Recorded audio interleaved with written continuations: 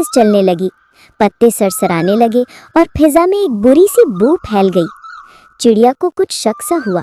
उसने पलटकर देखा तो बूढ़ी औरत की आंखें अब जलती हुई कोयलों की तरह सुर्ख थीं।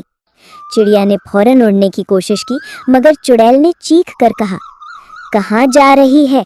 तूने मेरी तन्हाई तोड़ दी, अब तू मेरी कैदी है। चिड़िया कांप उठी, मगर हिम्मत नहीं हारी। वो बोली, अगर तुम मुझे कैद करोगी तो फिर कौन गाएगा सुबह के गीत? गांव सोया रहेगा और तुम्हें कोई देखने भी नहीं आएगा। चुड़ैल लम्हे भर को खामोश हो गई, फिर बोली, सच कह रही है तू? लोग वाकई तेरे गाने सुनने आते हैं? चिड़िया ने मौका देखकर कहा, हाँ, अगर तुम चाहो तो मैं तुम्हें सिखा सकती हूँ गाना।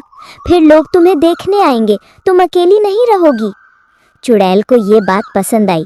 उसने चिड़िया को आज़ाद कर दिया। चिड़िया ने वादा किया कि वो रोज़ चुड़ैल को गाना सिखाने आएगी।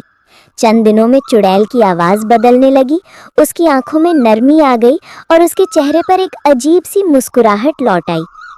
कुछ हफ्तों बाद गांव वाले हैरान रह गए जब उन्होंने जंगल से दो आवाज़ें सुनी, एक चिड़िया की और एक किसी औरत की, जो बिल्कुल उसी की तरह मीठा गाती।